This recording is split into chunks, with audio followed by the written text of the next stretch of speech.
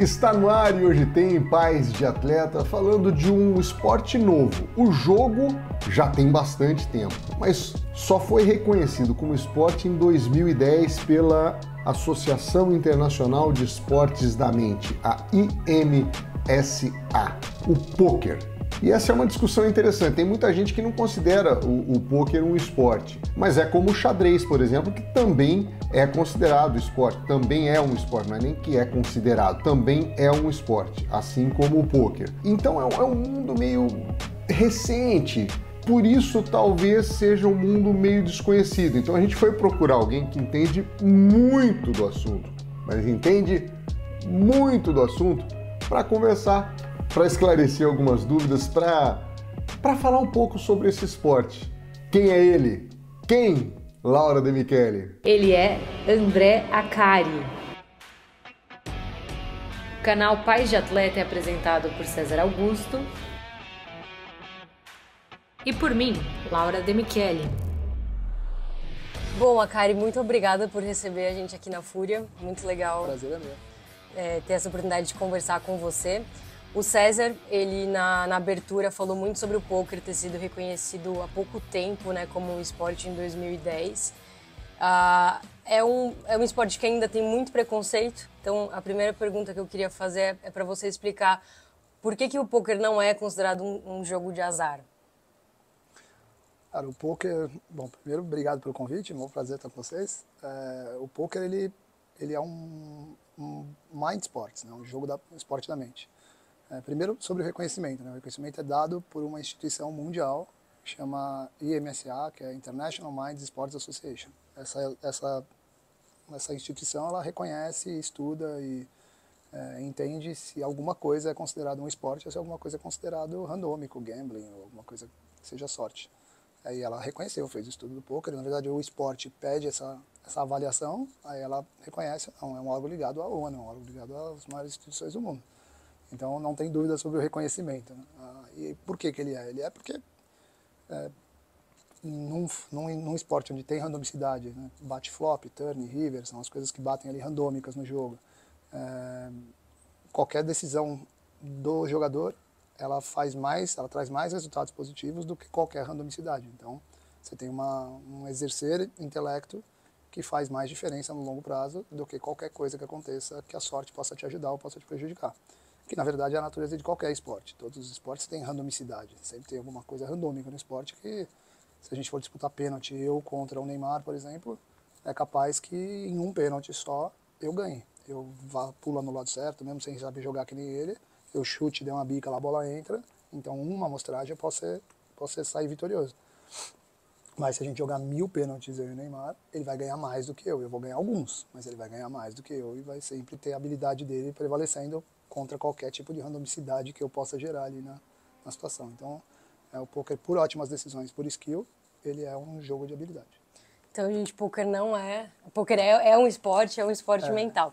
E aí, eu queria que você trouxesse um pouco sobre a sua trajetória, né? Que eu pesquisei bastante sobre você. Você tem 49 anos, Isso. certo? Casado com a Paula, pai Isso. da Duda e da Giovana, direto do Tatuapé, das antigas. Exato. Baixo Tatuapé.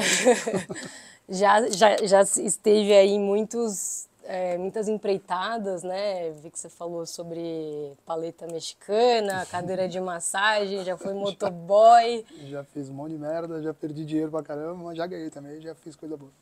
E aí, numa dessa, você criou uma empresa de sites, né, para desenvolver sites, e aí eu só não entendi como que disso veio o pôquer, assim. Eu estava trabalhando com tecnologia, né, depois de eu ter feito algumas coisas, essas histórias de sorvete, restaurante japonês e não sei o que, vieram depois do pôquer. Né? Antes do pôquer tentei sempre empreender, mas nunca com dinheiro, nunca com investidor, sempre tentando do meu jeito ali, meio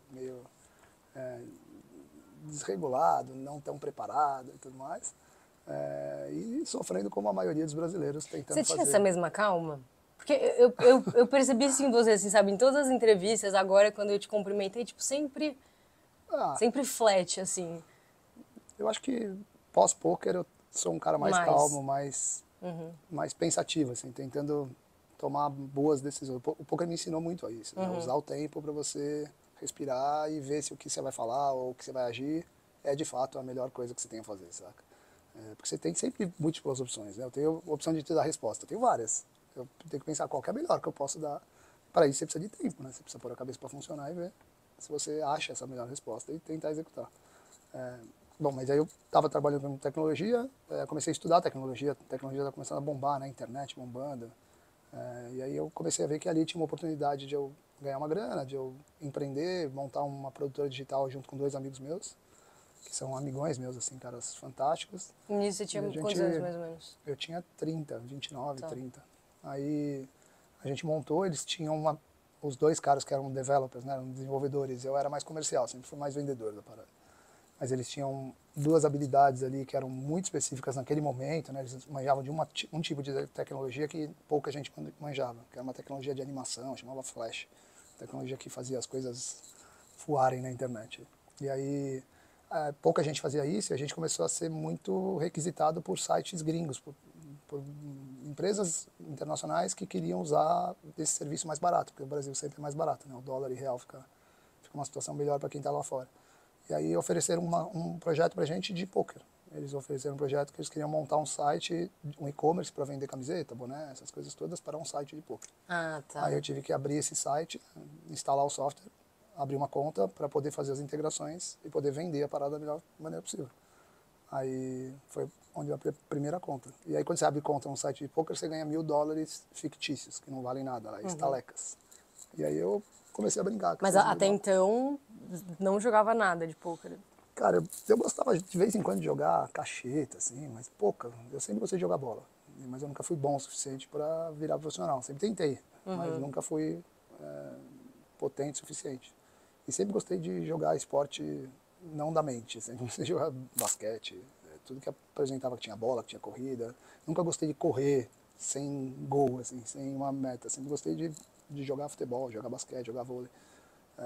E aí, quando o poker se apresentou para mim, no mesmo momento que eu recebi esse orçamento para fazer essa parada, eu comendo pizza um dia com a Paula, liga a televisão, tava passando na ESPN Poker e os caras ganhando umas fortunas de dinheiro, uns caminhões de dinheiro, assim, uns montes, aquilo lá. E eu, caraca, eu tô fazendo um orçamento para um site dessa parada aí. E aí você fica, né? Você já tá na merda de dinheiro, tá mal pra caramba, a filha tinha acabado de nascer, não tinha dinheiro pras fraldas. Aí eu falei, pô, essa parada se bobear pode ser uma porra. E aí fiquei brincando, vários dias brincando fictício, né? Sem gastar dinheiro. E aí nessa época tinha uns torneios na internet que você jogava uma mesinha de 9 pessoas, quem ganhava 4 centavos. Aí o segundo ganhava 2 centavos e o terceiro ganhava 1 centavo. E eu ficava instalado nessa mesa, eu trabalhava até as 8 da noite, ficava com as meninas até, sei lá, 9h30, 10 horas. Aí elas iam dormir e eu ia jogar até as 2, 3 horas da manhã, eu ficava jogando. Aí acordava de novo às 7, ia trampar de novo e fazia a mesma coisa. E aí no intervalo de uma reunião ou outra, alguma coisa que eu fazia, eu ficava estudando. Eu não falava inglês na época, o inglês era horroroso. Mas eu ia nos Babel, Alta Vista que tinha, assim, uns negócios de tradutora, eu pegava para traduzir uns negócios que eu aprendi ali, que eu via na internet. Sempre online, então? Sempre online. E aí eu comecei a ver que, tipo assim, o pouco que eu estudava fazia muita diferença. Porque os caras eram muito ruins, que estavam jogando comigo, a galera era muito fraca. E ninguém tava nem aí para estudar, né? Nem tinha muito material, mas eu era curioso, eu ficava caçando coisa. Aí você aprendia lá que jogar uma mão da primeira posição fazia diferença se você jogasse de tal jeito. Jogar uma mão da última posição fazia diferença se jogasse de tal jeito. Aí o pouquinho que eu executava, eu já jogava 10 mesas dessas aí e ganhava 7, ganhava 8. Mas então você já chegou ali falando, opa, pera lá, tenho habilidade para isso. Ou foi construído eu nunca porque achei você que eu estudou tivesse uma muito? habilidade, eu especialmente, assim, tivesse um talento. Eu sou meio, tipo assim, eu não posso falar que talento não existe, né? Porque existe, mas eu sou meio contra, assim, essa política de você nasceu pra fazer alguma coisa. Eu acho que você pode fazer qualquer coisa e você pode ter talento pra caramba e não fazer porra nenhuma também. Então, o que fez diferença para mim é eu, no intervalo de um trampo ou outro, eu ir no banheiro e ficar no banheiro tentando achar a solução para aprender um negócio que eu não sabia, entendeu? É vontade de querer fazer mesmo, tá ligado? E aí eu fazia isso de madrugada, eu fazia isso em toda hora que eu tinha espaço para fazer. Versus contra a qualidade de vida, né? Porque eu dormia menos, eu me ferrava mais, mas eu tinha que fazer, pô, não tinha saída, eu tava ferrada. Então, aí, nisso de pôr muita fricção, assim, muita intensidade em aprender coisa, começou a fazer muita diferença. Aí, daqui a pouco, quando eu fui ver, eu tinha lá $50 juntados de 4 em 4 centavos, de 1 em 1 centavo, 2 em 2 centavos. Aí você começa a jogar dinheiro real. Você começa a dar um buy-in mesmo de $1, de $2, de $5. Aí você começa a enfrentar uns caras que já não são tão ruins que nem aqueles caras que estavam enfrentando antes. Aí você vê que tem que estudar mais, porque os caras fazem coisa que você não sabe fazer. E aí eu fui nessa, cara. Aí nessa de estudar, estudar, estudar. Hoje nós estamos aqui. Pois é. E me diz uma coisa, você lembra quando foi que você passou a se enxergar como atleta de pôquer? Cara, teve um determinado momento ali, eu comecei a jogar pôquer, eu tinha 31 anos, né, em 2005. E aí eu virei profissional mesmo em 2006. Que foi quando eu virei pra Paula, falei pra ela, cara, vou largar o trampo, que eu tô montando essa produtora digital, eu e mais 2 amigos. E vou falar com os caras, né, que são parceiraços meus, e vou falar pra eles, que eu já tava, tipo assim, ganhando por mês, tava ganhando $300, $350, que já era muito mais do que eu conseguia tirar na empresa. E eu sabia que se eu colocasse mais carga, tipo 2 da tarde, por exemplo, eu conseguia estudar, tava trampando. 4 da tarde, tava trampando. 11 da manhã, tava trampando. Se eu parasse de trampar e só me dedicasse a estudar, eu ia buscar mais resultado, tá ligado? E aí se eu tava ganhando desse jeito 300, 350, talvez eu pudesse ganhar 1.500, 1.700, 1.800.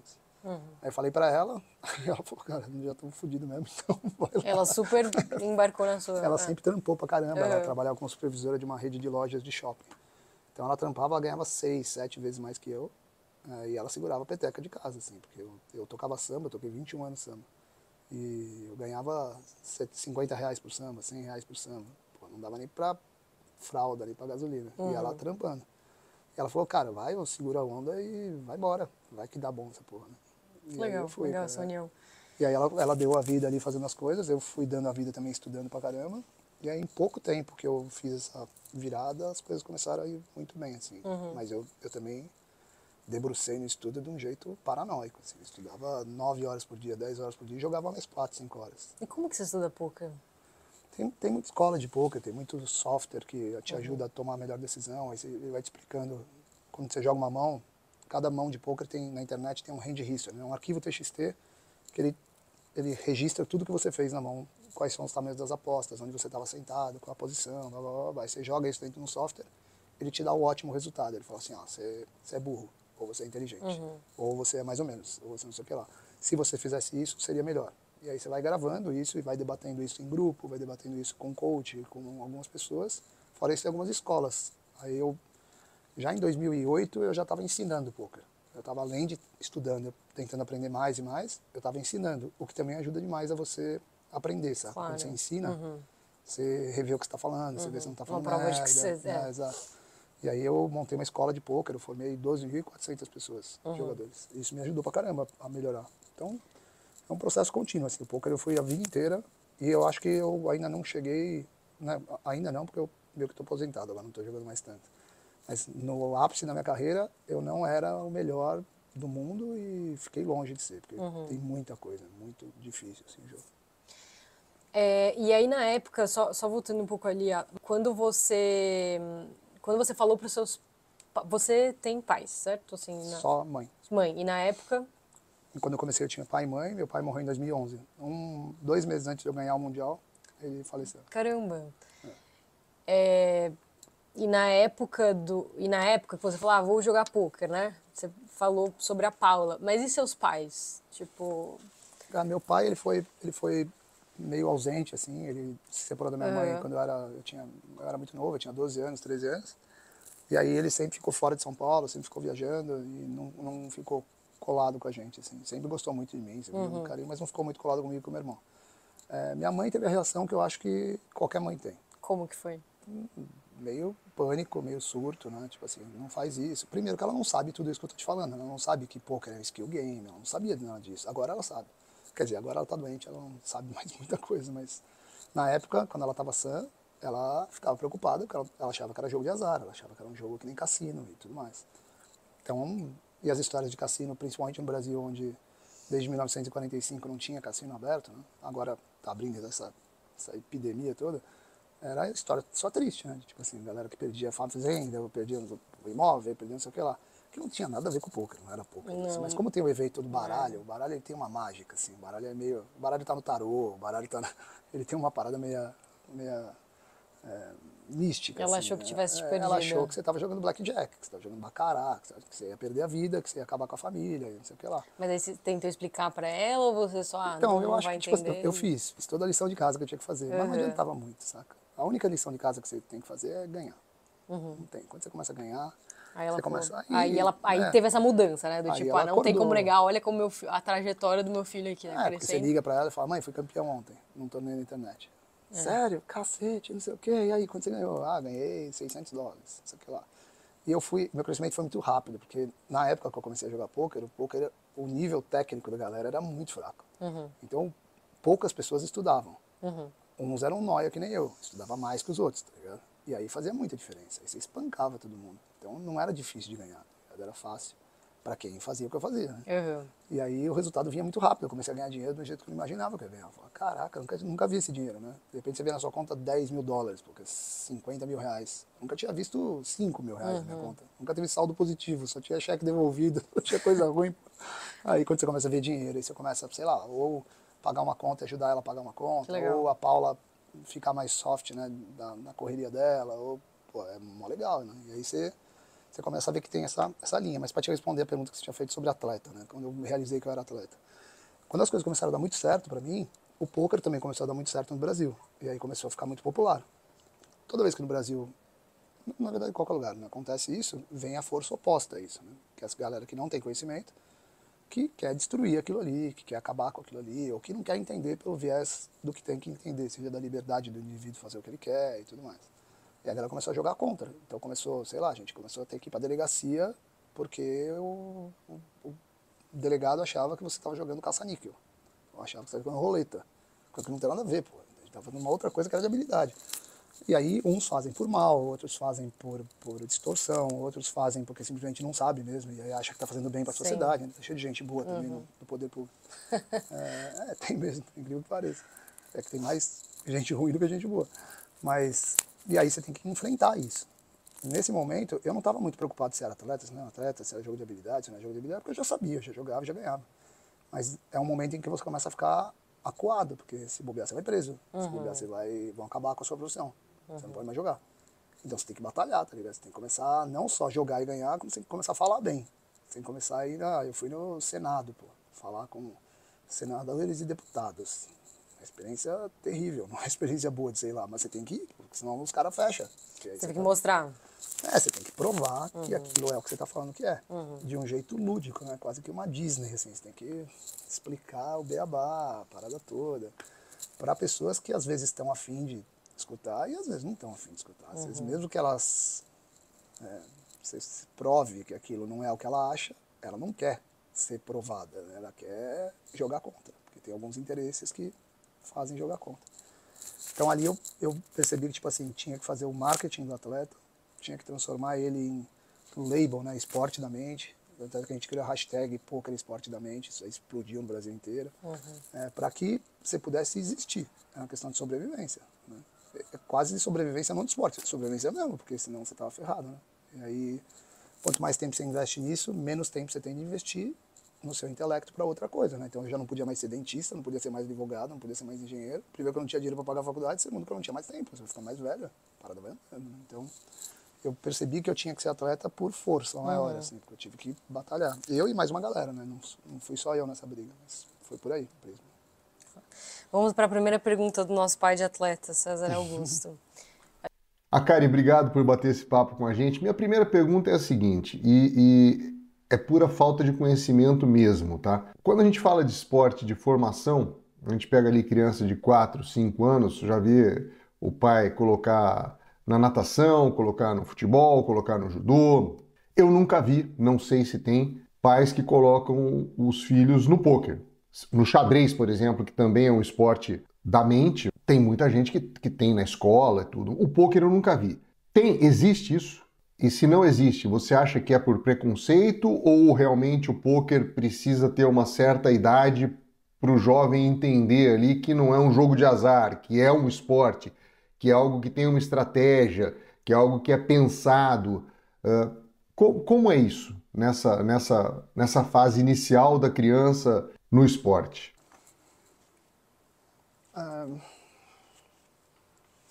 Assim, a melhor forma que eu tenho de responder uma pergunta dessa é o poker não está na juventude, assim, talvez na criança em si. Eu não sou estudioso, né, de que momentos da vida humana assim tem que ser colocado que tipo de conteúdo na cabeça dessa pessoa. Mas eu sei que tem uma certa idade, que não é a idade que o normal acontece, que o poker deveria se aproximar. Os conceitos de poker deveriam se aproximar do jovem. O conceito de poker ele prepara seres humanos melhores, mais inteligentes, mais matemáticos, mais racionais, mais precisos, que sabem administrar as suas finanças de um jeito diferente, porque você tem um controle de stack, você tem que tomar decisões por controle de stack, por mil circunstâncias que o ser humano não aprende a vida desse jeito. Isso, você fala assim, mas isso faz diferença para você. Não, isso faz diferença para todo mundo que aprende a jogar. Não tem um jogador de poker que é burro nesses sentidos que o poker ajuda. Você pode ser burro em outras coisas que o poker não te ajuda. Mas nesses sentidos de você estudar matemática, de você estudar lógica, principalmente o brasileiro. O brasileiro é um povo passional, conservador pra caramba. Ele não é muito pelo princípio do pragmatismo, da racionalidade, da lógica, não é muito essa tese. Da compressão também. Ele é de um princípio mais coração, mais explosão, mais polarização, mais... Não é uma escola de pensar. Então, se você pegar a escola alemã, né, o alemão ele é um povo orientado para a racionalidade. Ele não é um cara passional, ele não é um cara de emoções à flor da pele. Não significa que ele não tenha emoção, que ele não tenha paixão. Mas a escola de vida dele, de formação do ser humano ali, é uma escola de matemática, de racional, de busca pela ótima decisão. Ele ganha um campeonato, ele não grita, ele não chora, ele fica ali, centrado na parada dele. Não significa que o brasileiro não pense, mas o brasileiro ele é mais pelo lado passional do que pelo lado racional da parada. Se o poker ele ajuda na parte matemática, ajuda na parte lógica, a tal idade eu poderia chutar, mas eu não sou especialista, né? Então eu acho que essas skills são boas pra caramba para chegar na cabeça do ser humano aos 12 anos, aos 11 anos, aos 13 anos, mas eu não sou estudioso disso. Mas daria para comparar então com xadrez? Daria. As crianças vão na escolinha de xadrez. Tanto é que se você for ensinar matemática ou for ensinar lógica para uma criança de 3, 4 anos, provavelmente não usa essas ferramentas, não usa xadrez, não usa poker, porque vai usar esses jogos lúdicos, essas brincadeirinhas para você colocar a pessoa numa tese de que tal coisa. Mas os educadores, sociólogos, pediatras, as pessoas que estudam esses mundos, elas conseguem falar melhor que eu. Mas que o poker deveria entrar antes na vida do brasileiro, na vida do ser humano, tenho a mínima dúvida. E ele não tem nada a ver com entrar pelo sentido gambler, pelo sentido aposta, não tem nada a ver. Isso é preconceito de quem não tem a mínima noção, entendeu? E aí o cara fica bloqueando as situações porque ele não quer que o filho dele seja viciado. E ele acha que ser viciado tem alguma diferença entre o cara ver o esporte poker por lógica, por racionalidade, do salto com vara, ou do arremesso de martelo, ou do futebol, ou do vôlei. Não tem diferença nenhuma. Todos os esportes têm estratégia, todos os esportes têm lógica, todos os esportes têm mil circunstâncias que tem que pensar. Como o poker ele é um esporte que você não tem muito esse princípio do aeróbico, né, do correr, de estar bem preparado, por mais que esteja preparado, faz diferença também. Ele, por um lado, para quem quer ser inteligente, quer pensar, ele excita mais, você fala, caramba, legal. E por outro lado, ele assusta mais quem não quer pensar, porque o cara fala assim, não, isso aí não é esporte. Não quero saber, não é esporte, de jeito nenhum. Como pode ser esporte? Você não tem gol. Então, tá bom, você quer achar isso, então tá bom. Então xadrez também não é esporte, então gol também não é esporte, então poker também não é esporte. Mas é meio burrice, assim, no final é meio burrice. Só que é difícil, às vezes, você debater com quem não quer ouvir, né? Com quem não quer evoluir. Então, eu, pelo menos, em todas as discussões que eu entro, eu sempre faço o exercício que o poker me ensina, que é de me colocar no papel dos outros, né? Não é por empatia, não, é pelo jogo mesmo. Quando você recebe 2 cartas no poker, as suas 2 cartas é que menos importa. O que mais importa é as 2 cartas que os outros estão recebendo. Porque se você conseguir simular uma situação onde que as suas 2 é melhor que as 2 dos outros, você vai ganhar a mão sempre. Entendeu? Então, o que os outros têm é muito mais importante do que eu tenho. Então, o que você tem a ofertar de informação, às vezes é muito mais importante do que o que já está na minha cabeça. Eu não preciso ficar ganhando discussão com você. Eu preciso ouvir e falar, cara, será que não está falando uma parada certa? Não, que eu nunca pensei. Será que não tem? Aí você vai se transformando, tentando pelo menos, né? Se transformar num ser humano melhor. Como você cuida da sua saúde mental? Você faz terapia? Você tem ansiedade? Cara, eu acho que eu tenho com problemas mentais dentro de um nível muito normal para baixo, assim, nível médio. Não sofro com ansiedade, não faço terapia, mas poderia fazer muito bem, assim. Talvez nunca tenha conhecido um terapeuta, porque eu não tive oportunidade mesmo, não porque eu falei com muitos, mas nunca tinha conhecido alguém que eu falasse, caramba, vale a pena demais, eu estar mais conectado, essa pessoa pode me ajudar em muitas coisas, mas eu conheço muita gente que faz terapia e muita gente que se dá bem fazendo terapia. Mas eu não tive oportunidade, assim, então eu faço porque eu não tive oportunidade. E como eu não tenho nenhum mal que me assola, assim, mentalmente, muito forte, eu sou muito workaholic, sou muito de... tudo que aparece na minha vida, eu tento ir por esse princípio, uma poker de lógica. Então eu sempre tenho uma saída para não surtar, eu sempre tenho uma saída de falar assim, beleza, morreu alguém, tá, e agora, o que tem que fazer? Quando você vai se fazendo essa pergunta, né, quando você começa a torneio de poker, você começa lá com 100 big blinds, daqui a pouco você está com 20, daqui a pouco você está com 200. Ou seja, essas ondas da vida, assim, de saúde, dinheiro, trabalho, elas não me machucam muito, assim, meio que... Eu também guardei na minha cabeça uma zona de conforto de que se tudo der errado e eu voltar pro Tatuapé e tocar samba, eu tô legal, não tô mal. Eu gosto, eu venho pra cá, vou pro samba o tempo inteiro, então eu tô com meus amigos, que é os meus amigos de antes, eu curto a parada, então não tem nada que me... É claro que tem alguns medos que a gente tem na vida, né? Perder uma filha, perder uma coisa, essas paradas são as paradas que te assustam demais. Que também, por lógica, não tem muito o que você fazer, né? Porque depois você não vai conseguir fazer mais nada. Depois que aconteceu, deu ruim. Então eu tento ver por esse prisma. Isso me ajuda muito a ter saúde, assim, mental. Eu não tenho tanto, mas eu me preparo. Eu tento, eu mesmo, eu aprendi muito a meditar, eu me formei em hipnose esportiva. Então todas essas coisas que eu fui estudando por causa do poker me colocaram num spot, assim, que me dá paz, assim. Eu vivo em paz com o caos.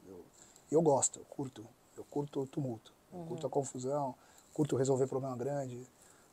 Os problemas pequenos não me excitam muito, assim, eu não tenho muita tesão em resolver bobeira, tenho tesão em quando o pau canta, assim, aí a gente entrar em campo e tentar resolver coisa grande. E aí é meio que você vai drivado para isso, né? E aí eu acho que também, eu não sei se eu vou drivado por isso porque me excita, ou se eu vou drivado por isso porque também me evita ter grandes problemas, porque eu já curti o caos. Mas eu vivo essa vida, assim, vivo bem desse jeito. Quero ser que nem você, quero crescer.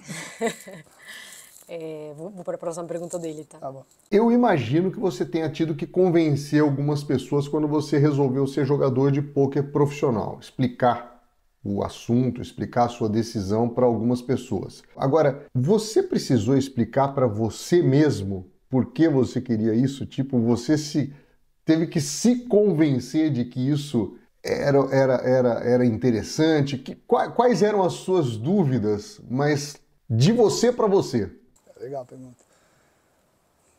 Cara,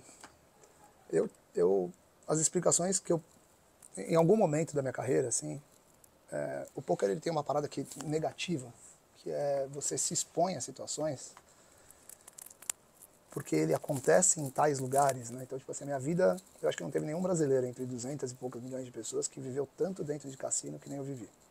Ninguém fez isso. Eu aposto que que ninguém viveu tanto de cassino nos últimos 20 anos que nem o André Akari viveu.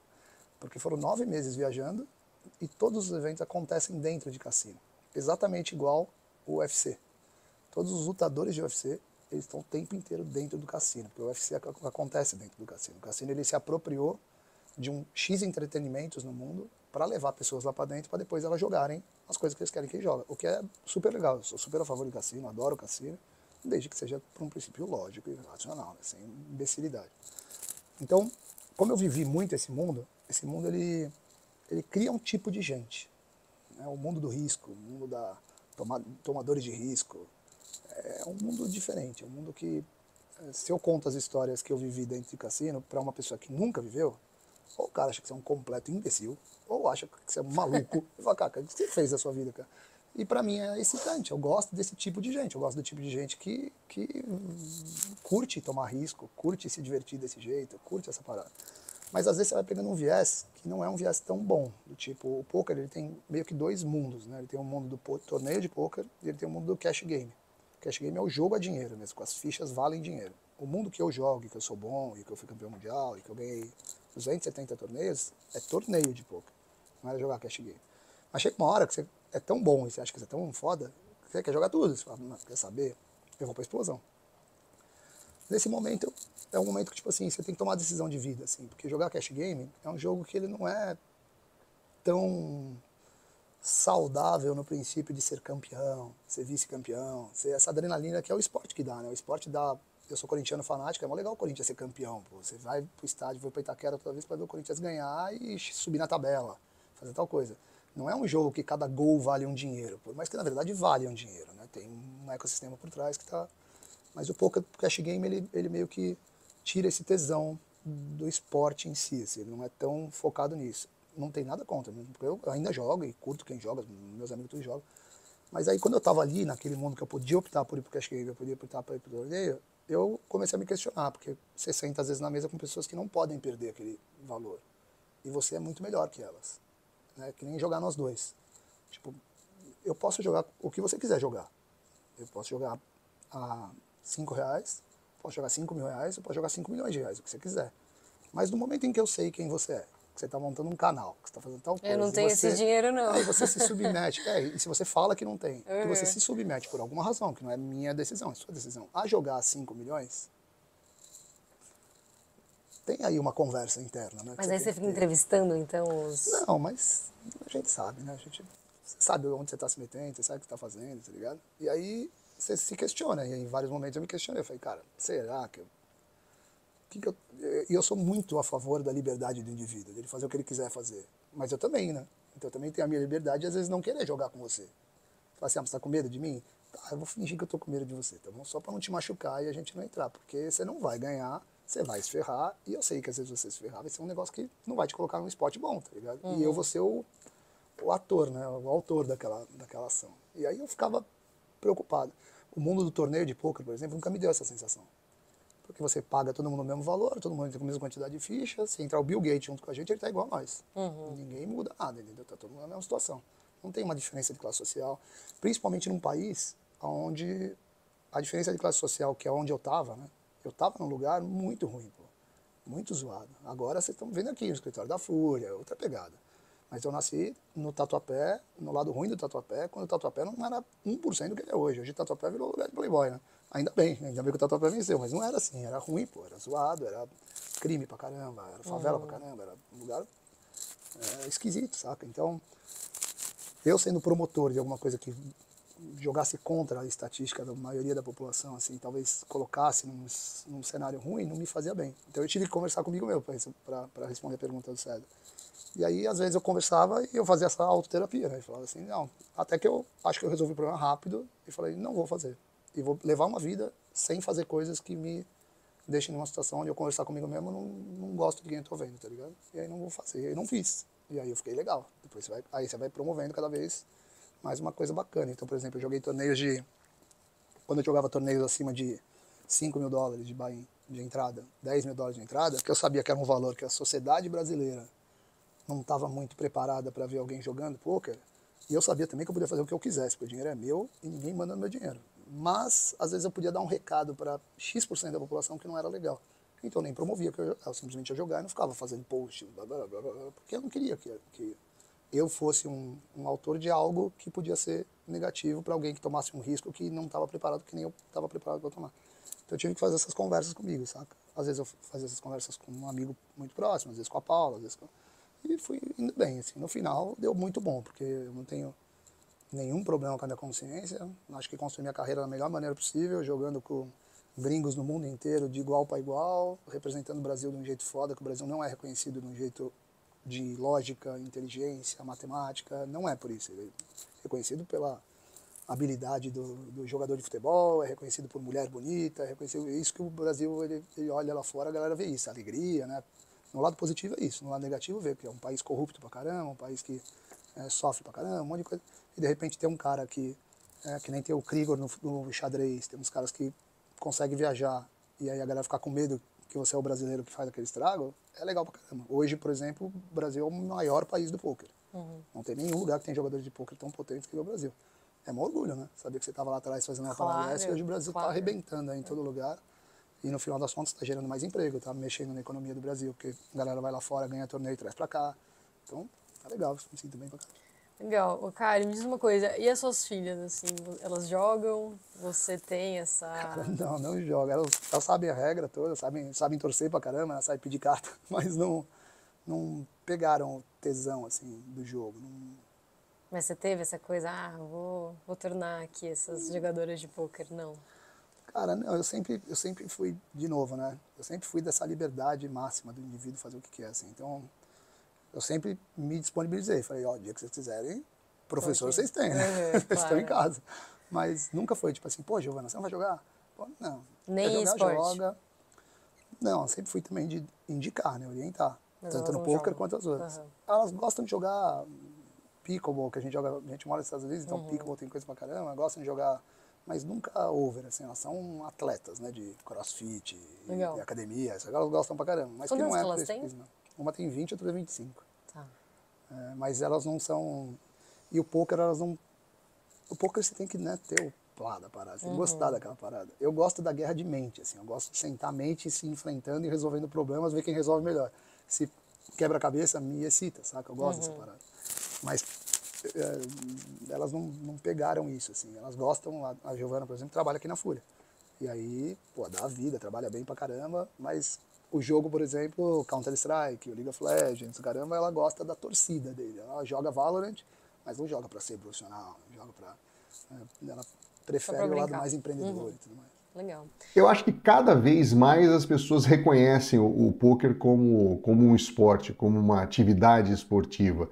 Mas ainda acredito que exista um preconceito muito grande. Você acha que isso vai passar? Eu aprendi muito assim nos últimos tempos. O poker e depois a Fúria me ensinou muito com pessoas potentes assim sobre preconceito, né? Sobre as razões de preconceito, como lidar com preconceito, como você, sendo branco, hétero, homem, enxerga essa palavra diante do que as outras pessoas vivem e você não vive, porque você é privilegiado em várias coisas. Normalmente, preconceito, eu acho que ele tem duas grandes fontes. Assim. A primeira grande fonte, às vezes, é a maldade mesmo do ser humano. Eu acredito que o ser humano tenha muita maldade dentro de si, em busca do benefício próprio, em busca de uma exclusividade, em busca de um privilégio, e ele acaba sendo mal. Isso é do ser humano, não é de todos os seres humanos, mas existe isso. O homem querer ser maior que a mulher. Tem isso. O homem é capaz do homem pensar desse jeito e agir desse jeito. E isso vai acuar e vai causar um mal, não tem saída. E muitas vezes, eu não sei qual é o percentual entre essas duas, mas muitas vezes é sobre informação. A pessoa não tem informação, então ela acaba gerando um automático preconceito ou um pré-conceito nela, porque ela não sabe. O poker ele tem essas duas frentes. Né? O poker ele é um tipo de preconceito que ele sofre que é infinitamente menor do que vários outros tipos de preconceito que tem na sociedade. Mas é o nosso, né? É o que a gente vive, é o que a gente joga, então você acaba sofrendo com aquele tema. Nunca me incomodou muito, assim, nunca tive muita preocupação, sempre meio que caguei, andei porque os outros pensam, não tô nem aí, vou fazer o bem. Eu sou ateu, eu não sou, eu sou do bem, eu sou de tipo assim, o que eu posso fazer para mexer na vida daquela pessoa e ajudar, ou naquele grupo de pessoas e ajudar, ou eu representando alguma coisa, falar alguma coisa e ajudar. E eu acho que no final é assim, porque por lógica, desse jeito eu vou frirolar Deus. Se ele existir, ele vai falar, gostei do que você fez, tá tudo bem. E vai dar bom se acontecer tal coisa. Eu acho que quando as pessoas começam a emitir muito preconceito em qualquer assunto, e no poker é a mesma coisa, é porque elas precisam ser mais informadas. Ou aí não tem debate, lógico, porque quando é do mal, eu vou fazer o quê? Vou ficar transformando a pessoa que é do mal indo bem? Não sou essa missão, não tenho essa missão na vida. Quando é de informação, eu faço isso, que eu estou fazendo aqui. Passar informação, tentar explicar da melhor maneira que eu posso fazer. Tem gente que é pior que eu, tem gente que é melhor que eu, vai falar melhor, vai falar pior. Se a pessoa realiza que ela não tem informação, ela é burra naquele assunto e ela vai buscar informação, eu sou uma das pessoas que vou dar informação para ela. Vou tentar te ajudar. Mesmo assim você não quer. Então tá parecendo que já não é mesmo problema de informação, tá parecendo que você é do mal mesmo, você não quer aprender, né? Porque se tivesse discussão sobre o assunto, aí beleza. Agora, homem e mulher, tem discussão? Não tem discussão, pô. Tem preto e branco. Tem discussão, pô. Não deveria ter discussão, entendeu? Mas você quer levar para um prisma que existe alguma discussão, que o homem é maior que a mulher, aí eu não vou mais trocar ideia com você, entendeu? Porque você vai pegar uma rota que não tem o que fazer, não tem. E o poker ele me ensinou muito a, tipo assim, ser mais feliz do que ter razão, saca? Então eu prefiro ser feliz do que ter razão. Eu não vou ficar dando murro em ponta de faca de coisas que eu não preciso fazer. Agora, quando me convocam para alguma coisa que fala assim, agora não é mais murro em ponta de faca, essa galera não é do mal. Tem que aprender mesmo. Você quer ensinar? Aí eu vou com tudo que eu tenho. Vou com tudo que eu tenho, porque eu sei que vale a pena fazer isso. A Fúria a gente faz isso, a gente pega comunidades de jogos e tudo mais e tenta impactar. Quem quer ser impactado, né? Quem não quer também não adianta fazer nada. Mas tá cheio de gente que quer e vale a pena, tá ligado? Isso que é legal. Tá cheio de gente que quer mudar, tá cheio de gente que é contra o poker porque não sabe, daqui a pouco é a favor. Fala, caraca, aí é legal, aí a pessoa aprendeu uma parada. Né? E eu acho que você vive melhor com isso quando você entende que você é burro em várias coisas. Né? Várias pessoas falaram pra mim coisas que eu falava, não, você tá errada. Eu falava, então eu vou te explicar. Blá, blá, blá, blá. Você fala, caraca, eu tava errado mesmo, eu sou burrão. Aí você muda ainda, você fala, caramba.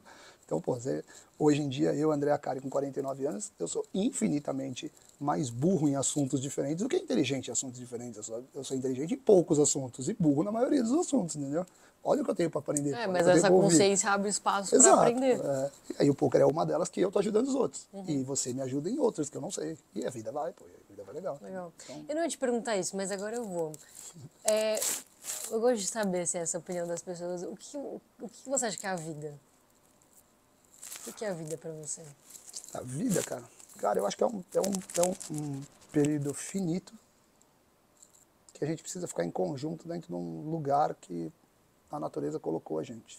E tentar fazer com que essa sinergia e esse estar junto seja o mais saudável, o mais impactante, o mais positivo pra gente se divertir, pra gente curtir, pra gente dar risada, pra gente não amassar os outros, pra gente não ser idiota, pra gente... finito. E quando morrer, acabou. Não tem nada mais que isso. Isso é amedrontador, aterrorizante pro ser humano. Pra mim não é. Não tem problema nenhum. Se eu morrer, cair duro aqui, acabou. Bora, próximo. Não tem próximo, mas acabou. Próximo pra vocês que ficaram, entendeu? Dessa visão da vida, eu acho que a gente tem um tempo finito. Quantos dias você tem? Quantos dias eu tenho na média estatística? Você tem tanto. Que cato que você vai fazer com esses dias, cara? Fazer alguma coisa, cara.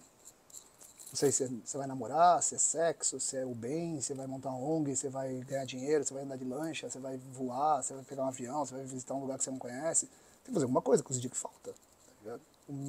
Na minha visão, é o melhor bem para mim e o melhor bem para quem eu puder prover o bem. Não tem nada além disso, eu não consigo ver nada além disso. Se você começar a se envolver em muitos assuntos que você sabe que não tem bem, você vai gastar seus últimos dias aí da pior maneira possível. Você vai dar murro em ponta de faca, você não vai resolver nada. Agora, você pode gastar seus dias de um jeito muito foda, muito legal, né? Mexendo na vida de gente, fazendo gente que vai ficar quando você for pensar melhor do que pensava antes, fazer ações melhores para não machucar os outros do que machucava antes. Eu acho que é isso que a gente faz aqui na Fúria, é isso que eu faço no meu dia a dia. Então vamos para a próxima pergunta do César Augusto. Mais uma pergunta de ignorância total. Eu imagino que esse preconceito com o poker, essa não aceitação do poker como esporte, esteja muito relacionada a histórias de o fulano perdeu tudo no jogo, o fulano perdeu a casa, perdeu o carro, perdeu tudo no jogo. Então existe aí um pé atrás das pessoas em relação ao poker. Isso acontece, cara, hoje? Como é que é isso? Quando o cara fala que é um jogador profissional, ele pode estar num dia milionário, no outro dia falido? Como é isso, cara? Cara, existiam essas histórias, né, de o cara que perdeu tudo, o cara que perdeu a fazenda. 99% delas não tem nada a ver com poker. Tem a ver com outros jogos que as pessoas jogavam e que continuam jogando. E o jogo é, sim, um caminho de você perder dinheiro, de você perder assets, patrimônio, coisas desse tipo. Como empreender também é. Como fazer mil coisas na vida também é. O poker não é exclusivo, o jogo não é exclusivo nisso. O ato de você ter preconceito contra o jogo, eu não estou falando do poker, eu estou falando do gamble, tá? Do jogo que a galera perdia tudo mesmo, que não é o poker. O ato de você ter preconceito com isso, eu vou ser radical, né? Eu acho que é top 3 das piores burrices que um ser humano pode ter. Porque quando você gera uma força contrária a alguma coisa, você tem que ter pelo menos um mínimo de inteligência de achar que se você vencer a guerra, se todo mundo pensar que nem você, acabou aquele negócio. E aquele mal sumiu da sociedade, não existe mais. Nunca vai existir isso com o jogo. Essa tese ela nunca vai acontecer. Você nunca pode ser contra o jogo. Porque o ato de você ser contra o jogo indica que você acredita que dá para o jogo não existir. E ele nunca não vai existir. Ele sempre vai existir. Então, eu sou contra a maconha. Você não pode ser contra a maconha. Não tem como você ser contra a maconha, porque você é um guerreiro solitário, coisa que não vai acontecer no mundo. Você tem que ser duas coisas. Eu quero a maconha livre, sem regulamentação, ou eu quero a maconha com regulamentação, porque você só tem essas duas opções no planeta, amigo. Você não tem outra opção. Então, você tem que ser inteligente. Independente da sua opinião, você tem que ser inteligente. E o jogo é a mesma coisa. Você tem que ser a favor sempre do jogo, regulamentado. Porque se você não regulamentar, ele sempre vai existir. Ele vai existir underground, sem controle, sem as pessoas fazerem campanha para viciados não viciarem ou não ficarem mais viciados. Sempre isso vai acontecer. E aí você acha que a sua missão solitária, você fala, não, mas eu vou acabar com esse negócio. Você é burro, pô, é só isso que você é, não é nada mais que isso, entendeu? Então, quando tinha essa história das pessoas perderem dinheiro, perderem não sei o que lá, perderem bababá, isso vai existir pro resto da vida. Mas, num ambiente de jogo do mundo não regulamentado, isso é muito pior.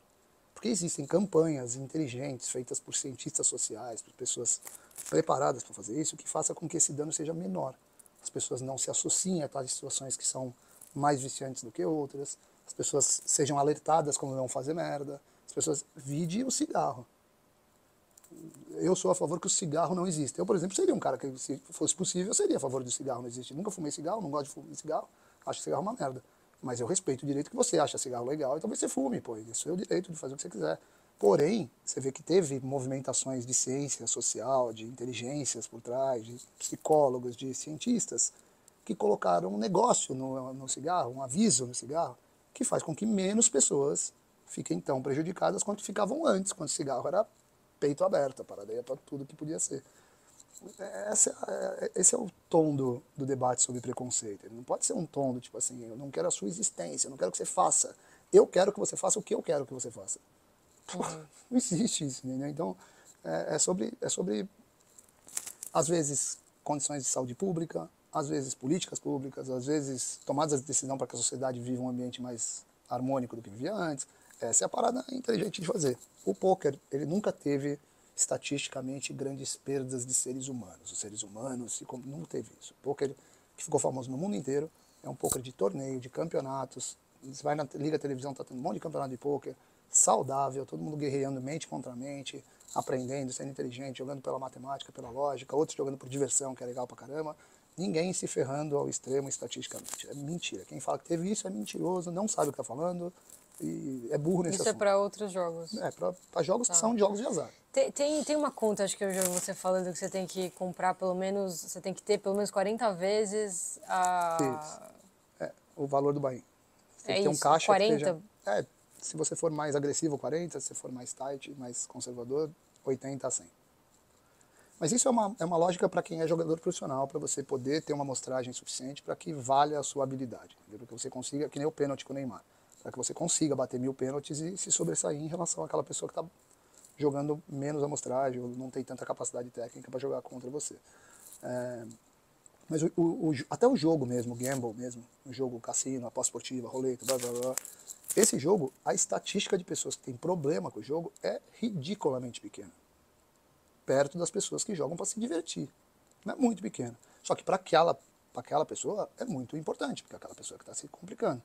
Então ela tem que ter uma política em volta dela, a sociedade tem que proteger ela, o poder público tem que proteger ela, com regras, com tomadas de decisão inteligentes, tudo mais, para que pelo menos o número seja menor.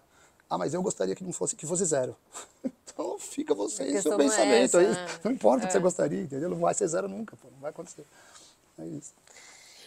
E a Fúria? Como que a Fúria apareceu na sua vida? Cara, a Fúria apareceu em 2016 para 2017. O Guerri levou um PowerPoint para mim lá para investir uma grana, para montar um negócio. Eu já tinha comigo mesmo uma situação de tudo que eu investia. Eu sempre gostei muito de investir em empresa, startup e tudo mais. Tudo que eu investia que era ligado a jogo, performance, não sei o que, eu me dava bem, ganhava dinheiro, ia bem. Tudo que eu investia que era comida, restaurante japonês, tudo perdia, me dava mal pra caramba. Talvez porque eu era gordo pra caramba e comia estoque. Aí eu me ferrava, cara. Então, quando ele me levou essa proposta, essa oportunidade, eu fiquei Games excitado. Não tem como comer, né? Aí eu fiquei feliz, tá ligado? Eu falei, cara, vambora, vamos mandar bala. Eu convidei o Jaime pra vir junto comigo na missão, o Cris. Você conhecia sobre esse universo ou não? Pouco, conhecia pouquinho, assim, não Mas o conhecia que te muito. convenceu? Competição, performance, assim. Alta performance é a parada que me excita. Eu gosto da porradaria em alta performance, eu sempre gostei. E o poker, como eu vivi 19 anos, no mais alto grau de torneios, de jogando com os melhores, e tendo que me preparar, e tendo que me concentrar, e tendo que estudar, e não sei o quê, essa parada me dá tesão na vida, assim, eu gosto disso. Eu gosto disso, na verdade, mais de qualquer outra coisa.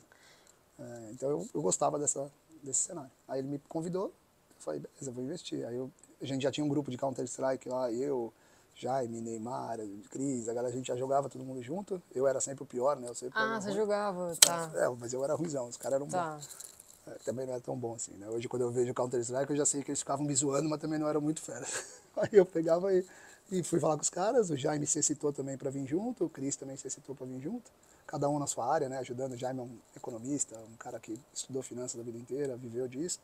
O Cris era um cara que vivia muito esse mundo de PR, né? Conhece muita gente, tem muita conexão, muita parada legal, porque é muito conectado com o NJ também. A gente resolveu montar, colocar a grana e fazer, cara.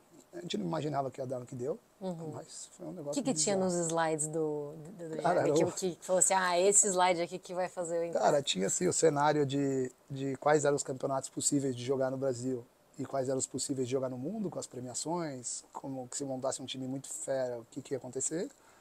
Tinha o time que ele queria, quem eram os caras, né? Quero contratar esse cara aqui, esse cara aqui. Ele queria jogar, ele não queria ser técnico naquela época. Então eu quero esses 4 caras aqui para jogar comigo e chamar esse cara aqui para ser técnico. Tinha os salários e os financials, né, ali, tipo, quanto vai custar, quanto tempo precisa, aonde vai morar, quanto custa os PCs, quanto custa não sei o que lá, blá, blá, blá, blá. Basicamente isso. Ele não era muito bom de business plan também. Não? Não, ele era bom de CS.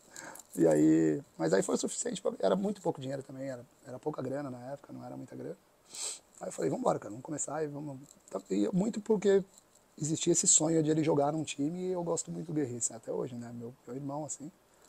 E eu tendo produzido dinheiro num outro lugar, que fazia com que eu talvez pudesse provocar o sonho de uma pessoa que eu adoro, né, que eu curto, é o que eu continuo fazendo até hoje. Então, eu gostei pra caramba e coloquei. E também porque eu colocava dinheiro, às vezes, sem pensar muito em coisas overthinking, assim. Eu achava, cara, essa porra vai dar certo. Várias dessas eu fiz e me ferrei, mas algumas delas eu fiz e me dei bem. E aí, quando você contou pra sua mãe, né, agora já é mais velho, claro, assim, mas tipo, como que você falou assim, mãe, tô abrindo um novo negócio aqui, a Fúria, você lembra, assim, como você explicou? Cara, infelizmente, isso foi há 6 anos e pouco atrás, né? A minha mãe tava mal já, ela tava doente, ela tem Alzheimer, e o Alzheimer dela foi muito rápido, assim, ela... É uma mistura de umas paradas que, tipo, não é eu me culpando, mas quando eu comecei a me dar muito bem no poker, eu comecei a ganhar bastante grana. E ela trabalhava pra cacete, tá ligado? Ela dava vida. Ela era corretora de imóveis e dava vida. E aí eu virei pra ela um dia e falei assim, cara, o que você acha de você parar, mãe? Né? Você tá com 60 e pouco já, pô, para, se você quiser parar, para. A gente já tem grana que a gente nunca teve. E eu acho que segura a bronca minha, da Paula, das meninas, sua também, já era, vambora. Da mãe da Paula também, que tava doente na época. Ela, cara, sério mesmo? Eu falei, sério, vem na minha que vai dar bom, pode parar. Cara, foi ela parar, veio uma avalanche, assim, de demência e de problema pra ela. No primeiro momento eu até achei que era, falei, cara, tá exagerando, não é possível, cara. Sabe, esquecendo umas paradas surreal, os negócios, não é possível, que eu troco meu nome e me chama de outra coisa. Eu, que loucura, mãe, tá brincando? E eu também não tinha nenhum conhecimento, né, preconceito, né, não sabia porra nenhuma de Alzheimer, não sabia porra nenhuma de demência, não sabia nada, nunca tinha ido a um psiquiatra, um psicólogo, nunca tinha feito nada disso. E aí, de repente, acelerou, quando eu fui ver, já era. Hoje ela não abre a boca, Então ela nem não acompanhou fala, essa fase. não acompanhou, assim, ela não surfou, talvez a segunda maior onda da minha vida, né? A primeira foi pouca, a segunda é Fúria, e ela não viveu a parada, assim, não vibrou, Poxa, não que pena. comemora, hoje ela tá, tipo, muito mal, assim, muito mal. Não abre a boca, não abre o olho, não fala. É muito ruim pra mim, pro meu irmão, pra minhas filhas, né, pras netas dela. Mas ela não viveu a parada, assim, meu pai já tinha morrido, então... Agora, os pais da Paula, por exemplo, meus sogros são como se fossem meus pais, eles vibram pra caramba, sabe quando tem jogo, torce. Eles entendem desse universo? Entende, eles também têm uma certa idade, mas sabe o que é a Fúria, sabe o que a gente fez, sabe que tem um evento no Rio que tem 20 mil pessoas no ginásio, todo mundo com a camisa da Fúria gritando, sabe, da parada. E é legal pra caramba, né? É uma recompensa, assim, você saber que você tá deixando uma galera que tem mais uma idade mais avançada e estão vibrando nos últimos dias, assim, com as paradas muito foda, né? Umas paradas muito legais. Então eu fico mal feliz. Sua vida hoje é 100% Fúria? Não 100%, mas uma boa parte Fúria, assim. Minha vida se divide em três. Eu tenho a Fúria, tenho uma empresa junto com um sócio que a gente investe em outras empresas, né, uma roda de investimentos em startups. E tem a minha vida do poker. Minha vida do poker hoje é menor, uns 5%, 10%. Eu continuo jogando ainda, mas só no Maraca, né? Eu só jogo umas paradas grandes. Assim, quando eu vou para o Series eu jogo, quando eu vou para o BSOP eu jogo. Mas eu não jogo mais online todos os dias, não faço aquele grind que a gente chama, né, de todo dia tá grindando. E aí uns 20% Impacto, que é essa empresa que a gente montou de várias startups, a gente investe em várias coisas, agências, sites, um monte de coisa, banco digital. E Fúria 70%, 60%, 70%. Legal. Bom, para finalizar essa primeira entrevista, eu queria que você desse um recado, um conselho, né? Você que é empreendedor nato, aí já esteve em tudo quanto é canto. Um conselho para atletas, e aí não necessariamente de poker, pode ser em geral, e para pais e ou familiares de jovens atletas. Quais as principais lições assim que você poderia falar? Cara, para atletas, assim, o maior problema do atleta jovem, do atleta que está começando, e eu vejo que na Fúria tem muito time, muita line, muito jogo diferente, todos eles mais ou menos, assim, na mesma faixa etária, né? A galera de 16 anos, onde começa a sonhar que pode viver aquela parada mais profissional e tudo mais, até os 27, 28. Tem casos, como Fallen, por exemplo, tem 30 e poucos. Tem casos de uma galera que começa mais precoce, mas normalmente é essa faixa. O maior problema dessa faixa aí, 17 anos, 16 anos, 18 anos, 19 anos, é que você nunca foi pai, né? Você nunca foi pai, você nunca foi mãe, então você não sabe o que é ser pai, o que é ser mãe. Então, às vezes, você vê o pai ou a mãe, ou parece para você que eles estão boicotando alguma coisa sua, que eles não querem te apoiar em alguma coisa. Não é, pô, eles são pais, pô. O pai fica com medo, o pai quer uma parada safe, quer que você se dê bem. Então, entender pela visão do filho o pai por esse princípio é fundamental, pô. Senão parece que tem alguém jogando contra você. Não estão jogando contra você, eles só te amam e querem que você faça o melhor. E aí a melhor forma que você tem de provar para eles que você está tomando a melhor decisão é dar vida. Tem que dar vida no que você vai fazer. Então, seja um atleta de futebol, seja um atleta de futsal, seja um atleta de Counter-Strike, seja um atleta não sei o que lá, você tem várias pessoas concorrendo com você para fazer a mesma coisa que você quer fazer. Vai ganhar quem der mais a vida. Mas você acredita em plano A e B?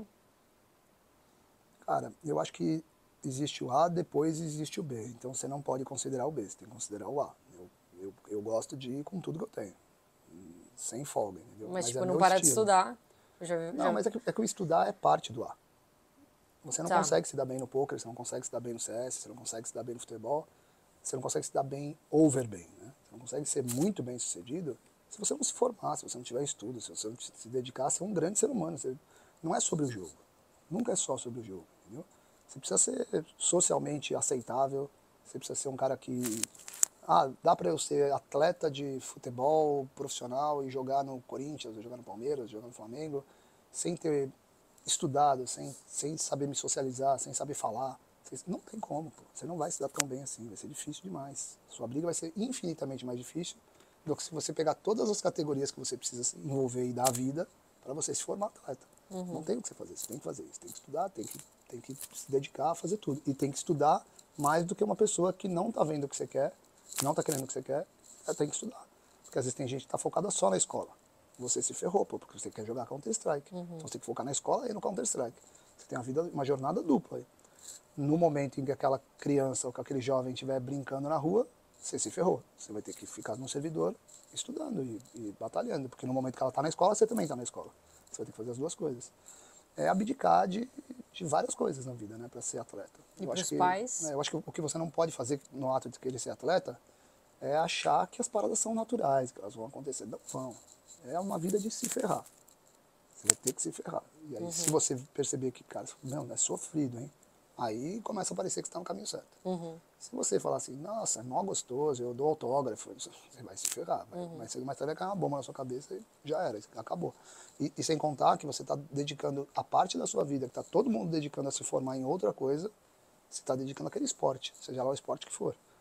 Ou seja, é muito complexo. Então, tomar a decisão de entrar no mundo de alta performance é de debater muito com seu pai, debater muito com a sua mãe, debater muito com seu tio, com a sua tia, com o seu primo, pegar casos de caras que fizeram isso, né? Então você pega Cristiano Ronaldo, Neymar, Messi, que são os nomes que todo mundo fala atleta, vem esses nomes na cabeça, né? Não olha o que você está vendo na mídia, pô. Vai pesquisar mesmo, vai ver como que é o dia do cara, vai ver como que o cara faz o tratamento lá e grita e chora o dia inteiro pra fazer tal coisa. É isso, você tem certeza que é isso que você quer, entendeu? Porque senão você fica lá, né? É mó legal, né? Ter dinheiro, é mó legal usar Louis Vuitton. Não é legal, não. Tem um outro lado que não é nada legal, tá ligado? Mas você fala isso, fala assim, não, eu prefiro estar lá. Depois eu vejo se é legal. Não, você nunca vai estar lá. Se você não pensar tudo que você vai ter que enfrentar e cair de cabeça, você nunca vai chegar nesse cenário. Não vai acontecer com você. Então, pro atleta, eu acho que a minha dica é essa. É dar a vida e entender o que as pessoas estão falando com você. Pro lado do pai do atleta, eu acho que, tipo assim, existe uma ansiedade de ser pai, né? Eu sou pai de 2 meninas, eu sempre tive essa ansiedade de tentar proteger elas ao máximo, tentar fazer com que elas não se ferrassem, não tomassem decisão ruim. Isso é o famoso overthinking. Você está pensando numa parada que você não tem saúde, não é você que vai solucionar isso. Não seja ansioso. Ela vai, as crianças, os atletas, os jovens, eles vão andar na vida. A vida deles vai andar. O que você vai fazendo é balizando, você vai só colocando limite ali em alguma coisa, tentando educar. Eles não são educados, as crianças não são educadas pelos pais só. É o ecossistema que educa, é onde eles estão, é os amigos, é as amigas, é a galera que está na social media, é influenciador, é celebridade. Todo mundo ajuda a formar ser humano, não é só você. Então, às vezes você se coloca uma carga tão pesada de responsabilidade que se a pessoa tomar uma atitude errada, você é culpado, você é ruim, você... Não é verdade, você está viajando, não tem nada a ver com você. Tem pouco a ver com você. Então, desse jeito, você começa a olhar para o seu filho de um jeito de falar, cara, como que hoje eu posso fazer esse moleque, essa menina mais feliz? Porque existe carreira no Counter-Strike, existe carreira no vôlei, existe carreira no basquete, existe carreira na advocacia, existe carreira na engenharia, existe carreira na inteligência artificial, existe tudo no mundo, dá para fazer tudo desde que a pessoa seja feliz, ela tem que ser feliz, tem que fazer o que ela quer fazer, respeitar o direito dela, se ela quer ser uma coisa que ela seja, se ela quer ser outra coisa que ela seja, e você tentar balizar. Quando você vê, poucos são os casos em que você vê que a pessoa está fazendo muita merda. Você fala, agora está indo num caminho que, se eu perguntar para 1000 pessoas vão falar que ela está errada. Aí é o momento que você tem que ser radical. Mas se você perguntar para 1000 pessoas, não são 1000 pessoas que vão falar que seu filho não pode ser jogador de futebol. Não são 1000. São 300, são 500, são 600. Counter-Strike é a mesma coisa, poker é a mesma coisa. Sempre vai ter uma estatística que vai te ajudar a ver que você está overthinking, que você está viajando. Pô, calma. Então, eu acho que desse jeito, e dando a vida e tentando entregar o máximo que você pode para realizar o sonho dela, você vai ter um filho feliz, ou uma filha feliz. Que eu acho que esse é o maior objetivo que um pai deveria ter. Não é o filho educado, não é o filho rico, não é o filho feliz. A felicidade, ela vai balizar tudo que você vai fazer, tá ligado? Eu aprendi muito na Fúria que aqui a gente tem uma galera feliz. A galera faz o que quer fazer mesmo. As meninas do CS, elas jogam, elas estão treinando ontem. Você entra lá, elas estão dando risada, estão se divertindo, estão chorando quando perde, estão comemorando quando ganha. Mas estão vivendo a vida, tá ligado? Estão curtindo a vida delas. É claro que pro pai e pra mãe sempre entra, mas e o futuro? Você não tem comando. Parece que você tem comando sobre isso, mas você não tem comando sobre isso. Você não vai conseguir resolver tudo. Você pode cutucar pro caminho ser por ali, mas para ela se dar bem, seja ganhando dinheiro, seja sendo educada, você pode ter certeza que ela tá feliz, é o melhor primeiro passo. Se ela não estiver feliz, vai dar ruim, tá ligado? No momento vai dar ruim. Advogados felizes não ganham dinheiro, médicos felizes infelizes não ganham dinheiro. Só ganha dinheiro a galera que é feliz, tá ligado? Eu acho. Querido Akari, muito obrigada. Imagina, é um prazer, obrigado a vocês. E espero que vocês tenham cada vez mais sucesso. Obrigada. Valeu.